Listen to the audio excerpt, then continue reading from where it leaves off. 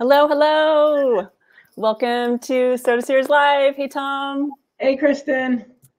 Each month, Adobe and SoDA, the Society of Digital Agencies, come together to bring you candid, in-depth discussions with design leaders from some of the world's most progressive and innovative digital agencies.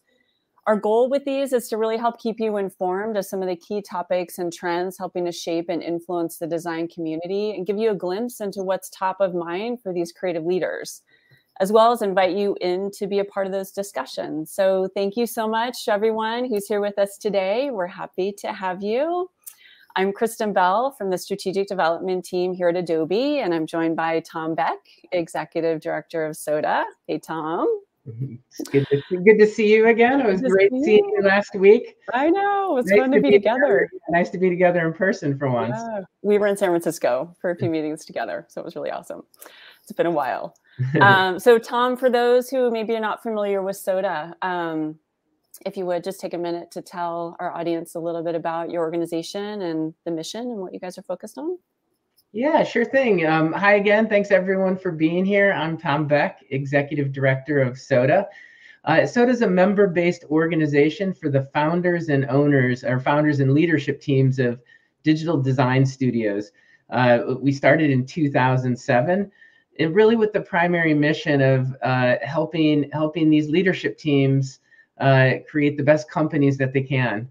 And we use the community as a platform for knowledge sharing, peer collaboration, resource sharing, and generally just to support one another and helping to grow a great business and create really impactful design studios. We're about 95 member companies right now spanning 20 countries. And Adobe has been one of our partners who helped get us off the ground in 2007. And we're so grateful to partner with them on the SoDA Series Live. Yeah, we love it too. A couple of things, like I'm always so impressed when I think about Adobe's mission and our vision around, empowering the future of digital experiences and how perfectly aligned that is with what SoDA member agencies do. They're truly the ones kind of leading the transformative digital work and kind of pushing the boundaries there. So I love how well aligned we are.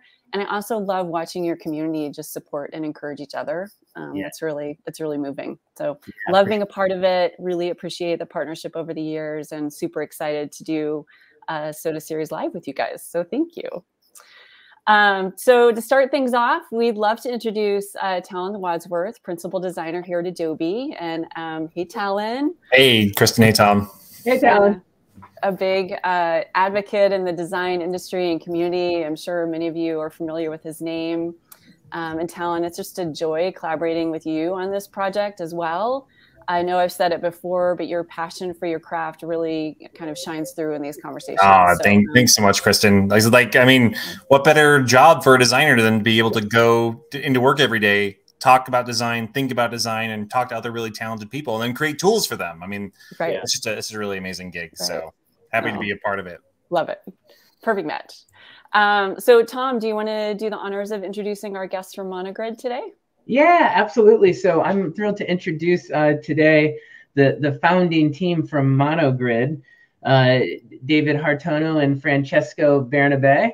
They are joining us from Florence, Italy, and super stoked. They're a newer member to the SoDA community, but our first from Italy. And so we're just thrilled to come across these guys and welcome them into the community just this last year. MONOGRID is a super talented digital design agency working heavily in kind of progressive digital mediums like AR, VR, projection mapping, but also doing a lot in kind of physical digital installation and design space. Heavy involvement in the fashion industry. They work with Gucci, Maserati, Fendi, Bulgari, and I think every cool brand that ends in the letter I is in their portfolio. So David and Francesco, thanks so much for joining us today. We're thrilled to have you. Thank you. Hi all. Yes, thank you. Thanks for having us. Absolutely. So with that, Kristen and I are going to jump off camera, but before we do that, just a couple quick logistics. If you've joined us on the live stream, please introduce yourself in the comment thread. and pose questions. Kristen and I will be interacting in the comment thread and also looking for questions. And we'll get those to Talon, David, and Francesco during the conversation if you have questions. So without any further ado, Talon, I'll give it back to you guys and have a great conversation today. Thank you, Tom. Thanks, Tom. Thanks, Kristen. All right, David, Francesco, great to see you again. Good to see you. So excited to be speaking with you both today. Again, like I enjoy nothing more than just like getting into it, digging deep in design, thinking very broad and expansively about our roles as designers and why we do what we do. So thank you both for being here. Thank you, Talon. It's a pleasure. Hey, well, let's like set the stage for everyone here, because again, what I like to do to start this off is really just get a sense of the both of you and your journeys. Like where have you been?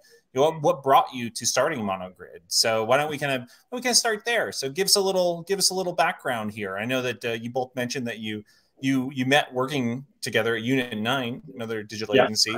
But let's get a little bit of your sort of personal background here. So David, why don't we kick it off with you? Tell us a little bit about how you came into the world of design and how you ended up founding MONOGRID.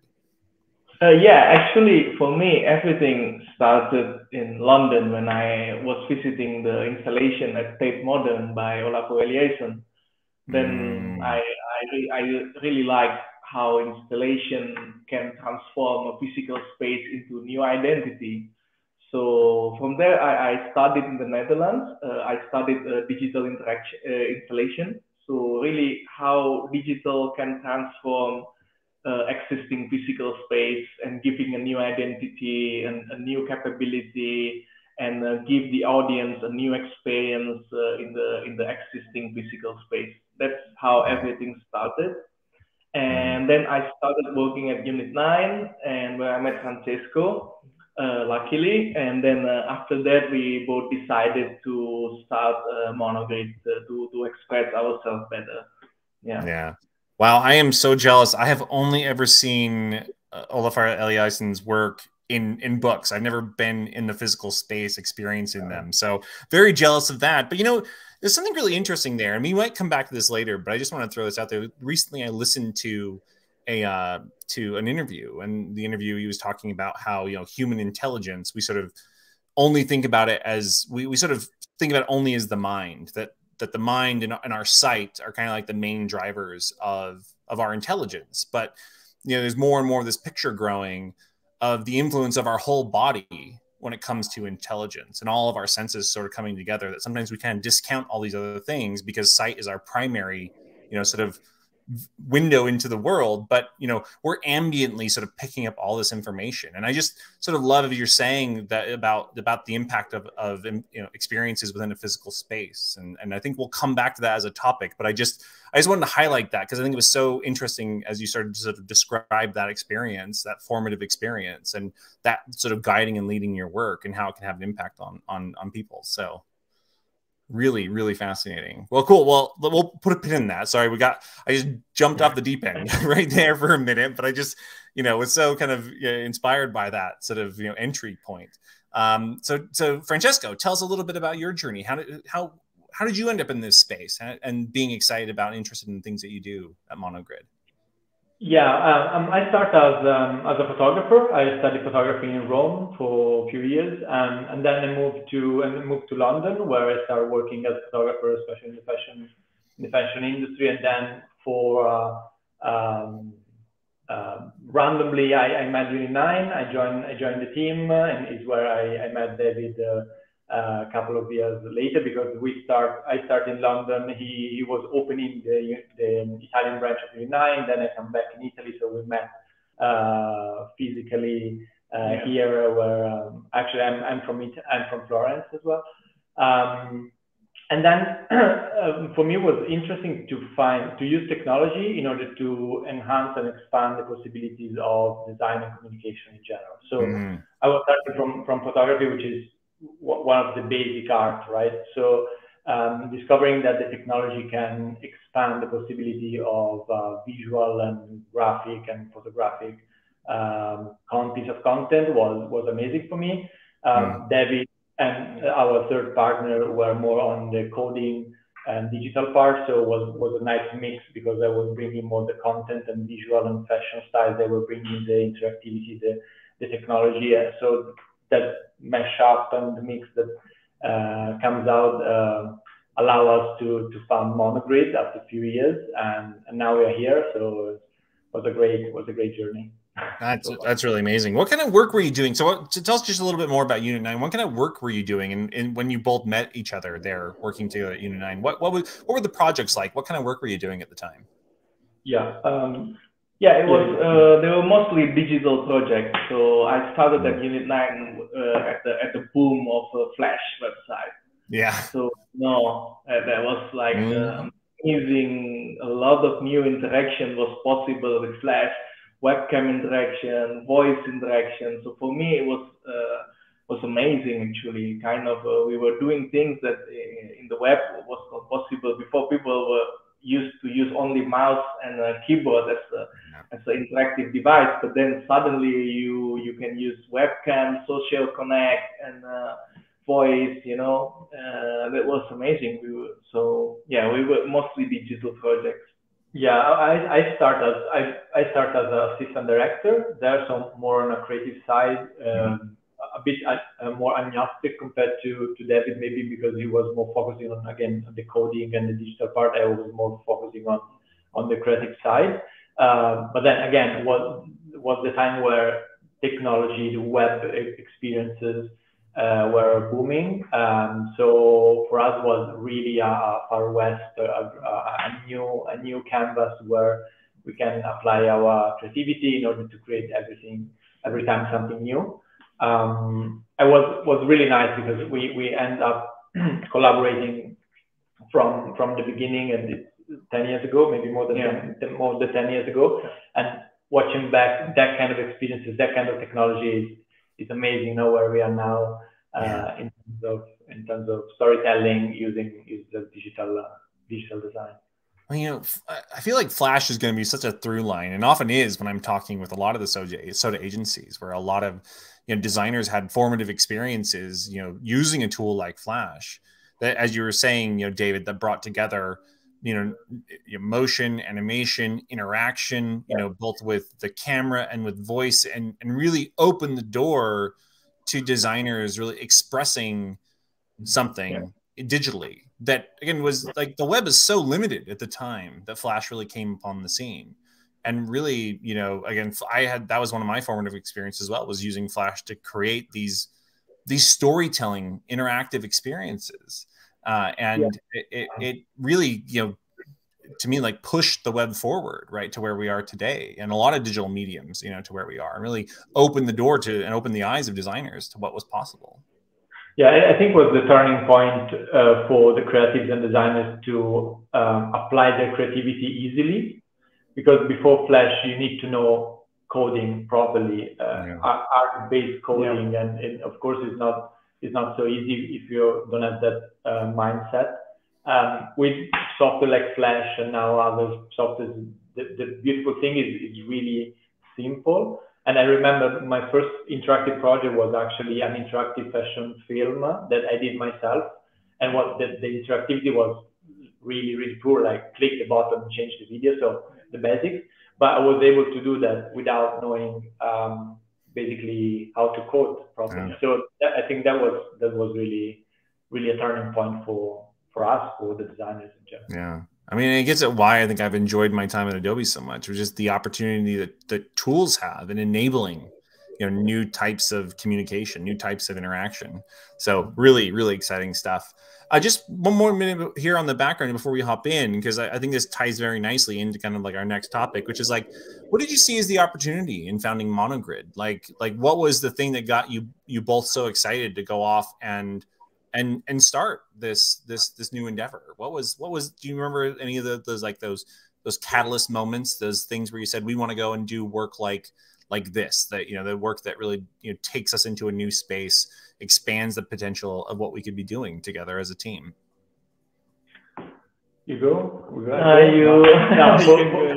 me was the opportunity of bringing that kind of culture of digital design in a country where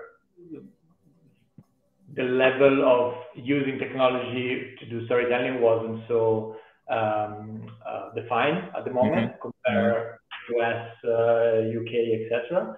So, I mean, at least for me, that was the driver. So bringing that knowledge, bringing that possibilities in a country where, in terms of storytelling, we were and we are a little bit stuck with the past. So the possibility of bringing fresh ideas, fresh way of doing things, and experimenting also with the audience, because I was remembering that the audience was really different now from what we used to deal with on UK and US market. So it was fun to actually apply that knowledge on a different audience. So we need to reinvent ourselves and reinvent a little bit of storytelling in order to make it working properly with the new ecosystem where we are at the moment. And that was super challenging and super fun to do, because we were, I think, one of the few studios that were dealing with technology in that way, and was super fun.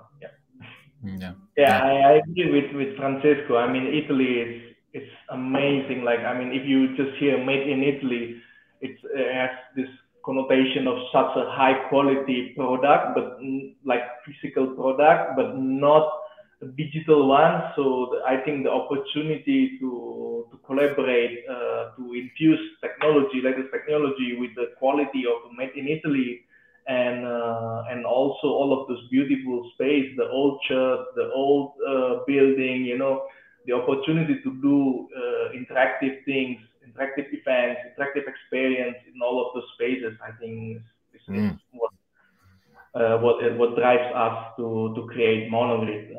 You know, it's for us, it's a device to do all of this new experience. Yeah. And what better place to bridge the old and the new? I mean, that was one of the things I think that first, you know, being an American, you know, like being in a relatively new country is when I first came to Europe, and sort of being confronted with the past in that way. And in some cases, like where you all are working in that space where you have the opportunity to bring the digital to that, and to connect eras, connect, history, to the present, I think is so fascinating. Talk a little bit more, David, about, again, we touched on this a little bit, and I open this to either of you, but talk about the importance and the thoughts between, connecting the digital and the physical, and some of those, sort of like foundational ideas or principles that you all have in approaching work in that way, and looking for in generating projects that pull those two worlds together. Talk to us about the importance of that for you and for MONOGRID as a company. I mean, I think digital in general enhance because the problem with all of these spaces in Italy is, like, after a while they kind of lose their relevance. For example, like I mean, we see a lot of cinemas here abandoned because people start streaming with Netflix, and you see a lot of retail space are emptying. So I think that the importance of this is that I think with digital we can really help to kind of repurpose this space, and it's really interesting because then I mean, Francesco knows now, we all heard of metaverse. Then we see the connection, space and space, digital space, physical space. There's something there that I think can inspire each other, and to connect both of them. And I think especially here, and people are not used to stay home, so they are outside because it's always it's fun to stay now, but it's always good weather, so people usually are outside. So they spend more time outside than inside. It means they are more time on physical interaction with spaces, etc., rather than maybe the online experiences. And this is the reason why North Europe was, at least at the time, more advanced than us, because people used to spend more time indoors, so they have more chance to experience digital experiences online, etc. In Italy, but like south of Europe in general, we saw that arrive later. But I think that's because everybody was outside at the bar, and so for us, bringing the technology in that places where people used to go and interact with the other people or interact with the space was super interesting, because people were used to go there. They weren't used to interact with technology, or maybe experiencing art galleries through AR experiences, or maybe going to a physical retail store and doing something interactive with the furniture or with the spaces around them. So I think that was super interesting for us. Yeah, yeah. I mean, there is this potential, right, for the digital to actually expose to the person who's in that space some kind of like almost like hidden information in a way. Yeah. You know, you could be walking on the street and you know, pass by a building, but like, what is the significance of that building? What's the history sort of behind there, and what is buried, or what's going on, you know, within that, again, that past, or happening in kind of a virtual space that then can be brought together, you know, through digital sort of being combined with those physical spaces. How can you express hidden ideas and hidden messages, you know, through those? It's really fascinating. Yeah, and then you can mix two really beautiful experiences now, because you have a beautiful experience in a physical place, and then you have a beautiful experience in a digital or technological interactivity. So it's nice also to be able to mix those two things together. So maybe you are in a beautiful church or in a beautiful building, and you are experiencing immersive projection mapping or an interactive experience there. So it's even nicer now than maybe experience the same digital thing, but in a place that is not so beautiful by itself. Mm-hmm, mm-hmm. And really enhancing or expressing something that maybe you wouldn't get if you were just sort of standing there, you know, at any sort of time of day. So talk to us about, like, I mean, you've worked with some amazing fashion clients over the years, which I'm very jealous. I mean, those are the dream clients for any designer, is working with another creative, you know, and then allowing, you know, being allowed to kind of push things as far as you can. Talk about the importance then that like those clients see in bridging the digital and the physical, you know, because again, like they're clothiers, or they're fashion designers or industrial designers, and they're creating physical products. So talk about the importance of digital in that world, and how you have come to work with all these amazing clients. Yeah, I think there are two things I think that are really interesting. The fact that those fashion brands, of course, live on, as you said, on physical objects, on physical products, but their audience lives mostly of the time on digital platforms. So they need to mix they need to balance those two things. And I think for that reason, they are jumping really hard on the metaverse side, because that they can experience virtual fashion, they can experience virtual try-on of their collections. So that is a missing link that is really interesting for them. On the physical side, the boutique, the store, the pop-up store for a fashion brand is super important, because it's the physical point of contact between the brand and the audience. So putting technology in that place is fundamental for them to expand the possibility of the storytelling. So imagine to tell how a bag is made by hand from an artisan, and I don't know where in Tuscany. And on the website, it's easy.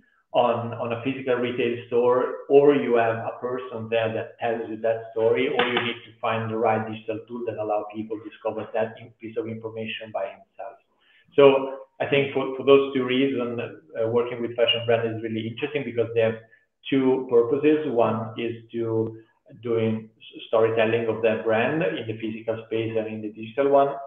And the other one is to create experiences that are always new and always pushing the boundaries, because they need to be the first to do something. They need to be the first of applying that specific technology, or in a retail store or online. So it's really challenging. And as you said, we used to work with other creatives. So it's not brands that usually are brands that deliver products or services, and they need someone creative to push that product, to communicate that product.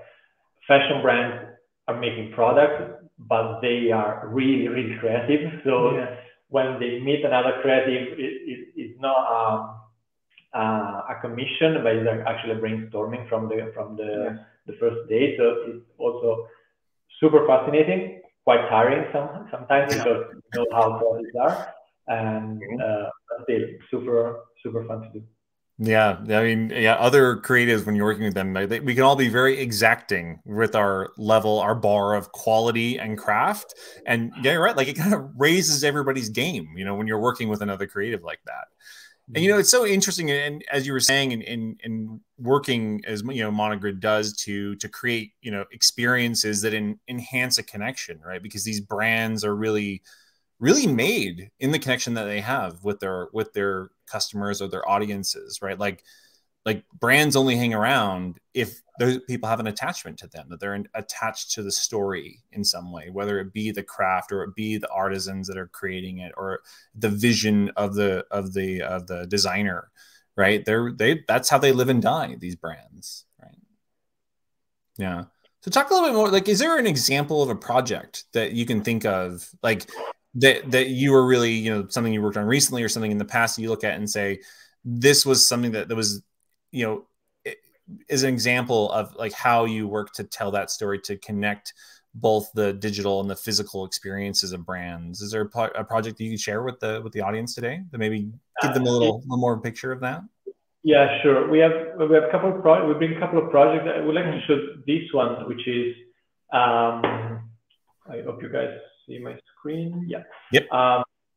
This is a project that we did for Heineken, which is not a fashion brand, but is a lifestyle brand. Yeah. And they did a really nice operation in the metaverse. They opened the first bar in the center, one of the first bar in the Centraland, in the metaverse platform. But still, you cannot drink a beer online, you know. So I mean, you can, but not in the metaverse. So they need to create a kind of a physical bar. So they ask us, and we work together with the agency in order to create that physical bar that bring the look and feel and the experience that the user may have on the metaverse, on the center. So the bouncer was a digital avatar, the bartender was a digital avatar, the real beer was actually give it to you as an hologram, and then with a motor mechanism, you can grab the beer. The DJ was performing with a motion capture headset, so you're actually seeing projected the avatar instead of the real one. You have a virtual try-on, but I'll show you the video and you can see by yourself. But that, I think, was a really nice example of using technology to do storytelling related to, especially related to a digital platform. And not related to a product, but related to a digital experience. So we translate that digital experience into a physical one.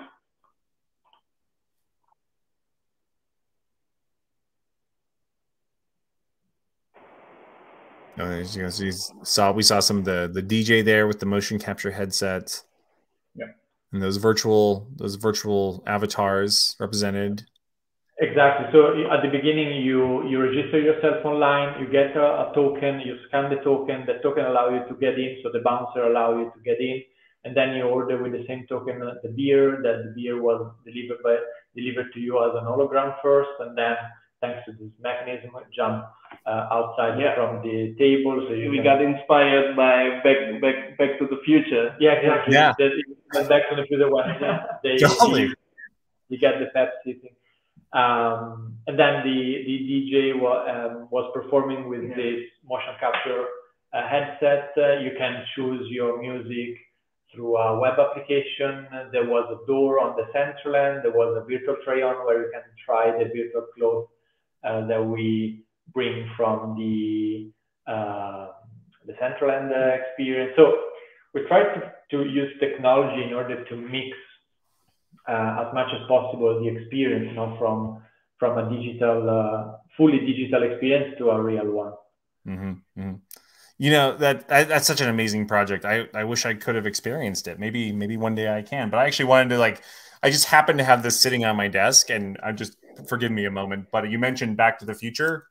Oh, look at that! Oh, wow! Yeah. And also the best part, so it's Lego. This is Lego back then, the DeLorean. But then you flip a thing on the bottom, and there's the wheels go up. Sorry, I had to share that because we literally received a YouTube video of that Back to the Future scene as a reference. Like, this is how we're gonna deliver the beer. Yeah, we actually give it to them. So that's amazing.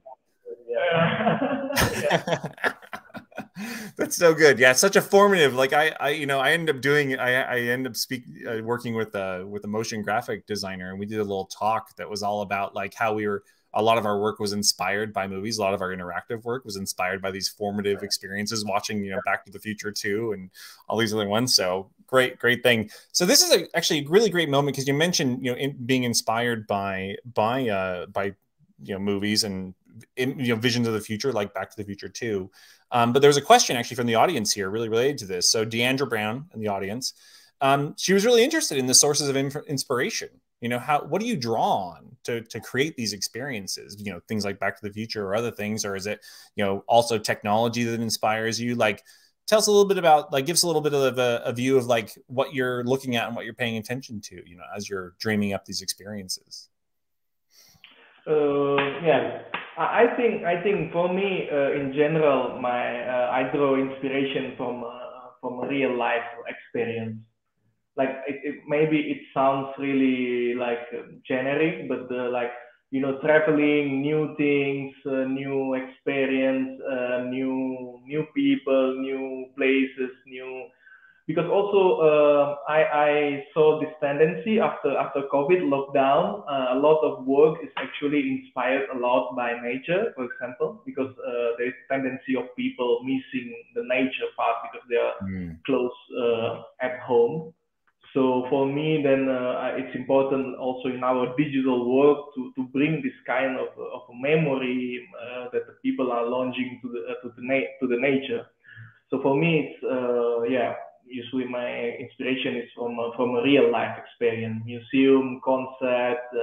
Especially for me, I really like experience the concerts. For me, festival and concert, they are amazing source of inspiration for me. Mm-hmm.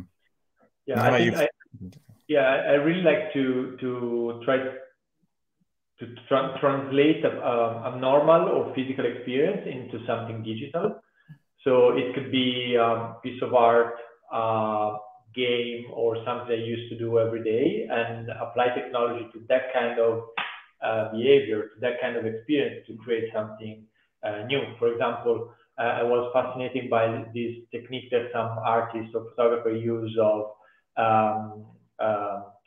creating a sculpture where you see a certain figure only from a certain perspective.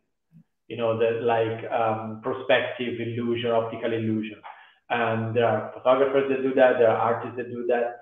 And I didn't find anything on the digital side. So we play around that and we create a game. There was a puzzle game in augmented reality where you project in augmented reality in front of you a figure.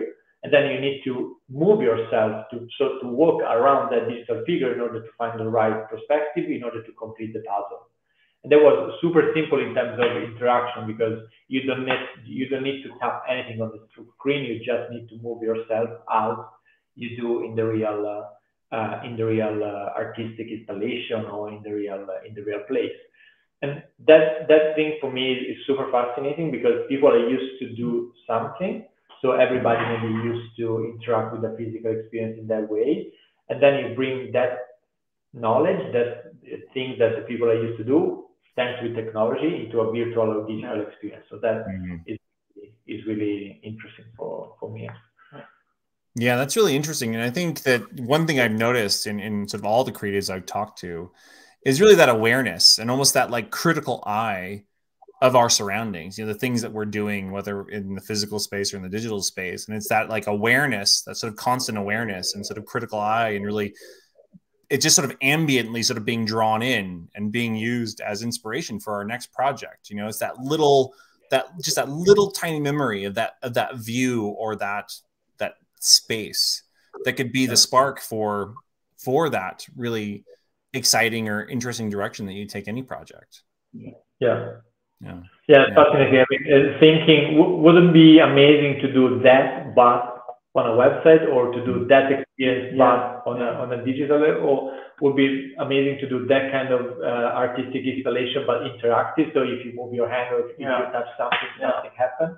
That kind of curiosity, that kind of thing of mixing experience. I think also, yeah, what Francesco said, that the question like what if really help us to find a lot of inspiration. Like, for example, if we, I don't know, if we receive a brief with a certain type of budget, then we would say, okay, what if the budget is double or triple? Then you kind of remove the boundary and you kind of just free yourself, you know, like what Francesco said. What if we have superpower? I don't know. What if we have what if even if the sensor doesn't exist? What if we have a certain type of sensor? Like I think when we kind of remove the boundaries, this is what the practice that we usually use during the brainstorming. Yeah, I mean, I think it's very. Oh, go ahead, Francesco. Then because we know that the clients usually have double budget than the one that they tell us, so that's why. No, I'm kidding. Well, that kind of awareness is always good, right? For anyone in design, is that like, how far can we push this? What are we really talking about here? Yeah, that's great. You know, it's so, I think it's so interesting because I think one of the things that I know I felt as a young designer, sort of getting into these spaces and not feeling like I understood like how do you get in there, that we can often sometimes, you know, have a very narrow view, you know, like, okay, this is how you do this. This is the standard. This is the best practice.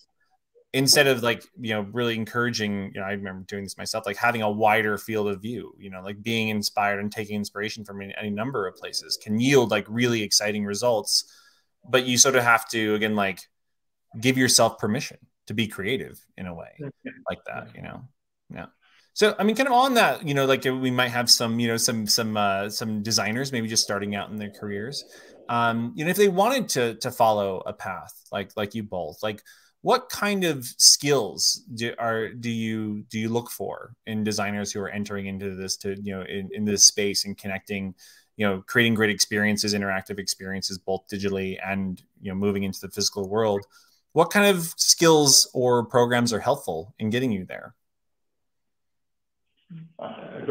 Yeah, for me, the flexibility in the mindset, because especially for what we do at MONOGRID, we need to be ready to deliver a digital or a non-digital output that can be different every day.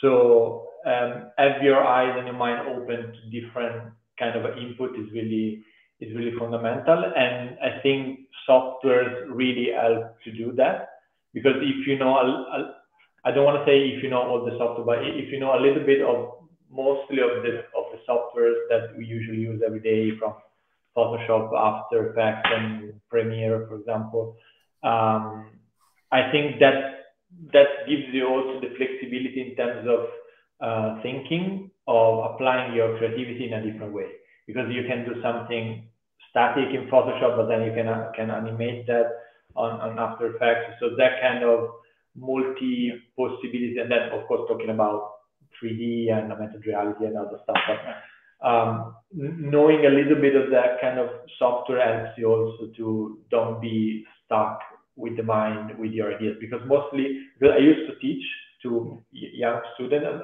David as well, and we used to teach both of us, and you see they young students are afraid of experimenting something because they don't know how to express themselves. They don't know how to express that specific idea. So maybe they have a really nice idea, but they don't have the tools or the skills to put that idea on paper, on the canvas, to explain themselves. So knowing how to use softwares, not you don't need to know Photoshop as the best photographer or as the best digital artist in the world, but you need to know that software in order to be able to express yourself.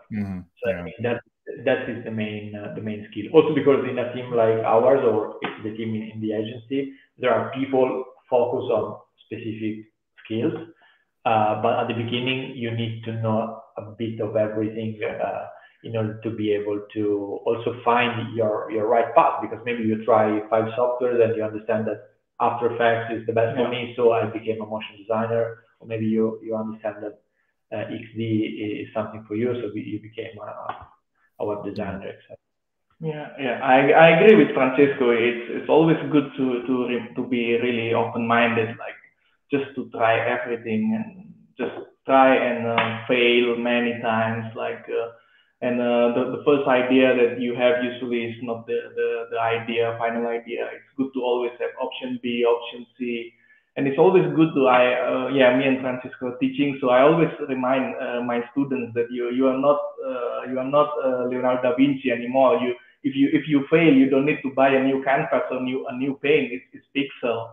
You can just revert back and create a new one. You know, it's good to fail all the time. We are not punished by physical how you call it, by tools, by physical tools. It's all digital. It's all pixel, guys. You just Control Z. Remember, you always have Control Z. So create 10 artworks, throw away 9 of them, keep one of it. It has to be like this.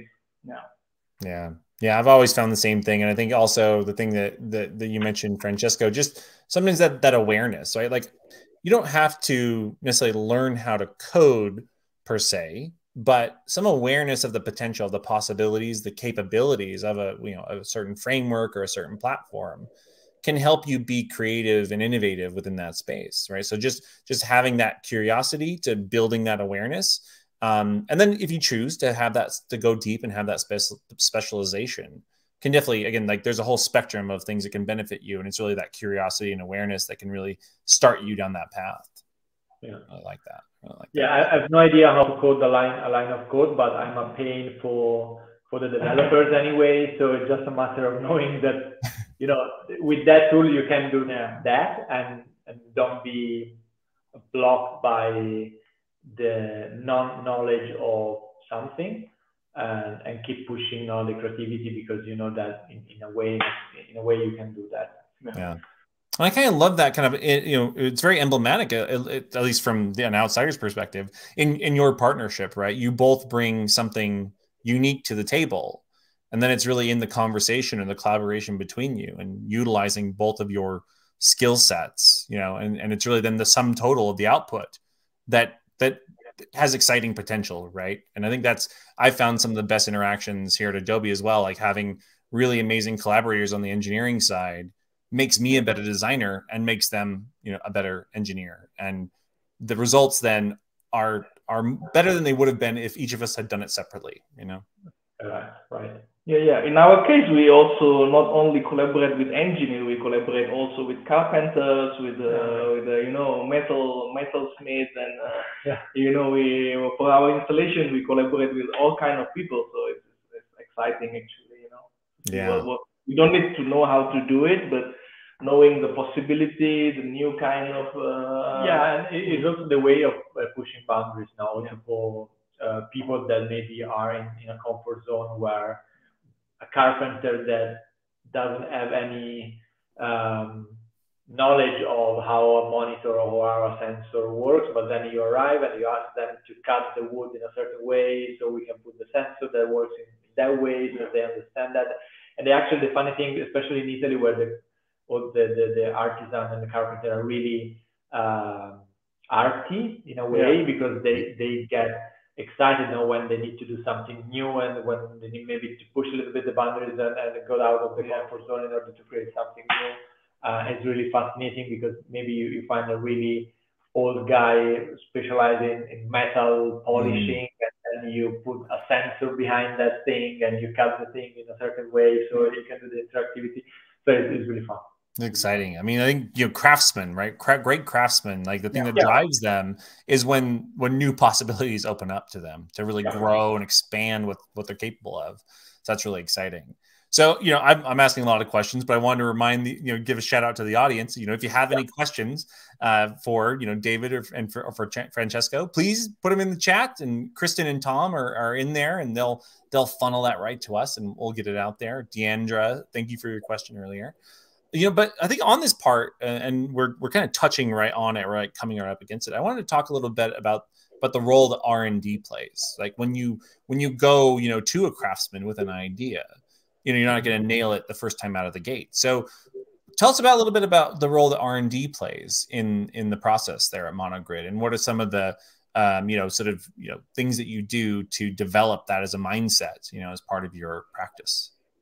Yeah, we try to structure the R&D department in a really specific way. We are developing kind of a framework ourselves in order to do that properly. And this because we used to have clients, again, fashion clients that want to push boundaries, that arrive to us and say, look, I saw this on Instagram, it's super cool, I want to do that tomorrow. And if you don't work on research and development with 6 months in advance yourself, you will be not able to deliver that, because in order to do that, which is something new, you need to try and try before you are able to handle that. You are able to know which the problem and the limits of that specific technology or user experience are. So for us, it's fundamental. And we actually do a kind of a pool internally with all the guys in the studios, and comes out with a bunch of ideas from everybody. So some developers put in the list the fact that they would like to develop a certain thing, the 3D artists do the same, the designers do the same, etc., etc. And then we try to give priority on that ideas. So it's really democratic in a way. Everybody is throwing ideas, and then we put everything on the same level, and then deciding, okay, this is challenging from a technical perspective, yes or no. This is expensive from a cost estimate, yes or no, blah, blah. And we define the best experiences that works well for all the team, and we try to put our time and resources in order to build that. Sometimes it's working, sometimes it's a failure, sometimes we understand that maybe our intuition was correct or wasn't correct, so we adjust the work on that. And then I think it's an excuse to keep all the minds alive in a way, to do not get stuck on something that we are used to do every day. And it's the fun part of the job. Yeah. Actually, we found out what our clients really appreciate from MONOGRID. One of them is, let's say, speed. Because when they ask us something, we are already ready. Let's say we were like, okay, yeah, we are prepared to do that. So it's also really appreciated. So in order to do that, we anticipate. And how do you anticipate? With research and development. So everything actually really works for us. Yeah, you're right.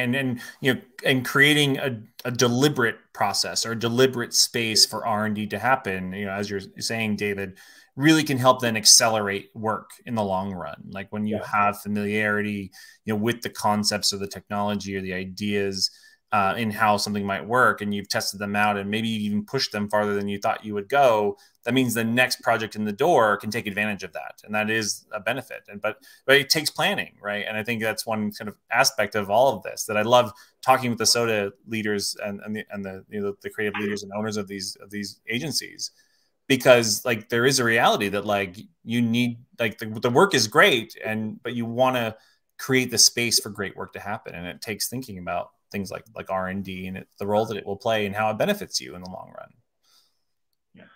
Yeah. Well, go ahead. Yeah, no, I was saying that you need time and space to deliver things. So of course, the environment, the studio is fundamental, especially for physical interactivity. We have literally 5 meters from here a laboratory with all wood and drawers and grills and stuff, and then next to it, really polishing computer and sensors, super delicate, everything is mixed up. And at the same time, you need to have space to experiment to do that. So we are doing kind of a flexi Friday, where name is. So the Friday is actually the day of the week where people are free to experiment on research and development and on personal projects in MONOGRID. So we try to organize ourselves during the week in order to have that day of the week to free the mind and play on new things. That sounds amazing. And but right before this, I was just talking about how I'm actually headed to Italy, and I think now I'm just like I want to see that space. I want to be in the lab. And so maybe I'll have to hit you both up for a tour if I end up in Florence, because that sounds amazing, and it's something that I know that that sort of space to think and to create. Something I think we've all been missing in the pandemic, right? Like, and so it even sounds even more attractive as you're describing it. I'm just like daydreaming about a space like that. So Great. We've got some great questions coming in here from the audience. So Mohammed El Kashif, this is his question here. Any advice on how to balance the work you do for commercial purposes, you know, to get out there, keep the doors open, versus work for pure creative satisfaction? And I think there's an element of this lab, you know, this sort of mad scientist design lab that you were just sort of talking about. But yeah, how do you balance that? How do you keep kind of you know, satisfying both sides of the needs of you and the team at MONOGRID? I'll reply to this one, and I'll leave David for the second one. Yeah, I think we found the way of proposing to the client something that is not only right and beautiful, but it's also challenging for us at the same time. So if we can propose, I don't know, making a stupid example, but a giraffe or a tree to make it in 3D, and we know how to make it, and both works for creative and marketing purpose for the client. We know how to do the tree. We don't know how to do the giraffe. We usually propose the giraffe because it's something that we know that is right for the client, which is the first part, because of course he needs to be satisfied, and we need to eat at the end of the day. But still, we try to push ourselves in order to proposing something which is right for them and right for us. Because if we work with passion, the result is better, because we don't care about timing, we don't care about late hours, etc. So that we deliver a nicer product. So it's a win-win for us and them. Our creativity is keeping alive, and at the same time, the output that we deliver is nicer. Mm-hmm. I think that's the trick when it's possible, of course. When possible, yeah. I mean, going back to, you know, why it's so, one of the benefits of working with a creative client, you know, like fashion. I remember there's this project I did for it's a art I'm just blanking on the name. It's called Yerba Buena Center for the Arts. That's it, Yerba Buena Center for the Arts in San Francisco. It was one of our clients when I was working in the design studio space before I joined Adobe. And they were just the best client to work with, because I could really just throw any idea at them and they would just be accepting and open to it, to the point where, like, I had defined a brand system for a series of shows that they would run throughout the year. It wasn't like a brand icon or logo or anything. It was actually a digital, like a generative art tool with a certain setting to it.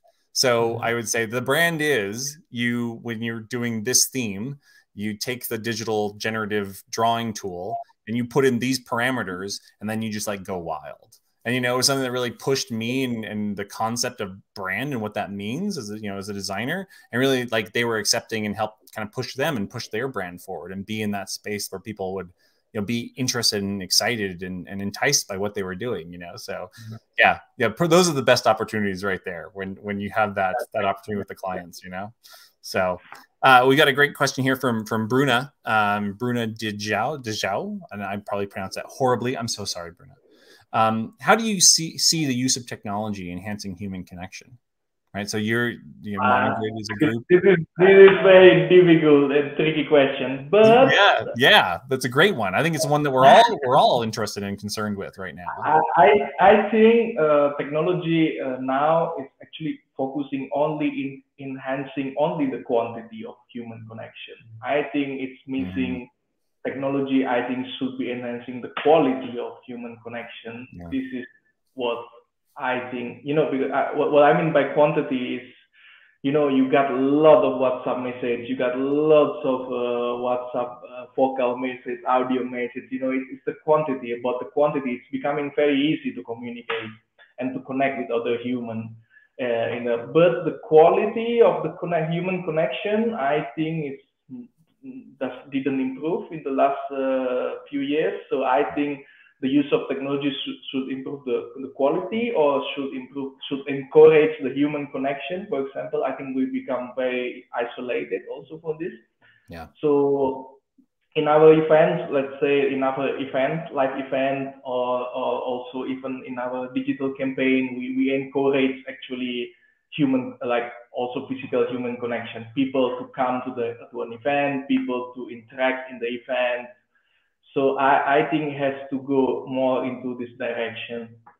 Yeah, I think, for example, all the Web3 and metaverse field, you know, that we're facing at the moment is going in that direction. So in a metaverse environment, you may have another person next to you. Maybe it's not so crowded as Instagram or Twitter or TikTok is, but you have another avatar next to you, which means that you have another person on the other side. And maybe you're not commenting in a close way, a picture like you do on Instagram. You're watching an experience, or you're watching a video or a concept all together. So it's really interesting now for us also to experiment that kind of new tool, because with Web3, with Metaverse, we have kind of, it's really raw at the moment. It's really basics.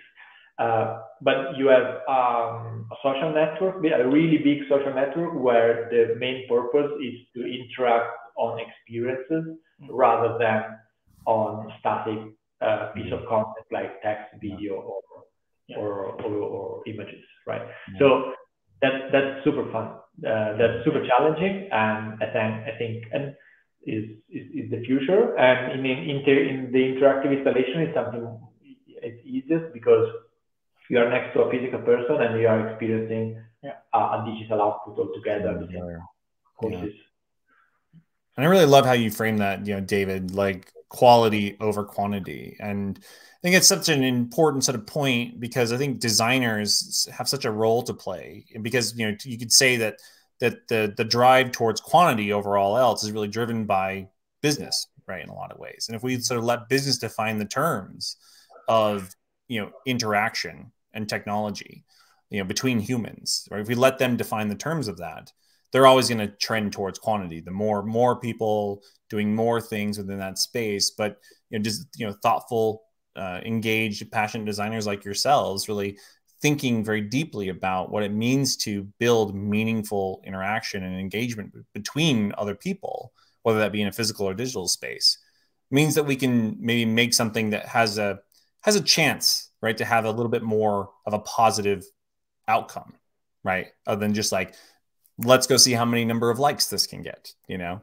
Those incentivize very different behaviors, right? And that can drive that isolation, as you're speaking, David. So I think that's a really, really amazing point. Well, we're wrapping up here, but there's one thing that I always love hearing from other people, because again, I'm always looking for those great recommendations. Tell me one thing that's inspiring you both right now, or something that you know, it could be something that you've read or something that you've seen recently. Yeah, maybe we'll just end there. Tell us what's keeping you inspired these days. Francesco, you want, or should I start? Yeah, you start. I start. Okay. No, I actually really inspired lately, really getting into like streaming and server-side technology, you know, like things that enable, like, I don't know, really old television to deliver the latest 3D render, you know, even without the hardware. So I'm really excited on this part of technology now. You know, imagine like, because I imagine like a lot of spaces has like a really old hardware, so that they are not able to render anything at all. But then connected to the internet, then they can render everything. So that's really exciting for me. I'm really getting into that. You know, I think Unreal has this the server-side rendering coming on, so I'm looking forward to have this as a more accessible technology. Nice. Well, I may have some people for you to talk to here at Adobe. Sorry, Francesco, go ahead. Go ahead. Yeah. No, I was just gonna say, like, if I have some very nerdy people on that front, David, that I'm sure you would love to talk to. So we'll follow up. And how about you, Francesco? What's keeping you inspired right now? So far, all the virtual fashion, virtual try-on, augmented reality thing is something that it really excites me, because the possibility of interacting with a physical space through digital, but going outside of your room is something really, really interesting. Yeah. So being stuck on your smartphone, or being stuck on your computer at home in the dark is really sad in a certain way. Using technology to experience something but outdoor, interacting with other people, or interacting with buildings, etc., is something that really really encouraged me. All the wearables, glasses, haptic gloves, or something like that is something that I really enjoy to experiment with, and really looking forward for next step of that thing. Wow. Super exciting. Well, thank you so both for sharing that, and for sharing so much about your journey and your work and your drive and your passion. Again, gets me energized, will keep me going throughout my day. So thank you both so much. Such a pleasure to speak with you. And we'll bring on Kristen and Tom to wrap things up here. And yeah, just thank you again. Such a pleasure. Yeah, thank you. Thank you all. Thank you, Talon. Thank you, David. Thank you, Francesco. Great conversation. I love seeing the passion from all of you. So thank you. Yeah, we're at time. So thank you everyone who joined us today. We are continuing SoDA series next month with Zamoga. Join us on June 23rd, same time, 12 p.m. Eastern. And as a reminder, SoDA Series Live is a collaboration between the Society of Digital Agencies, SoDA, and the Adobe XD team.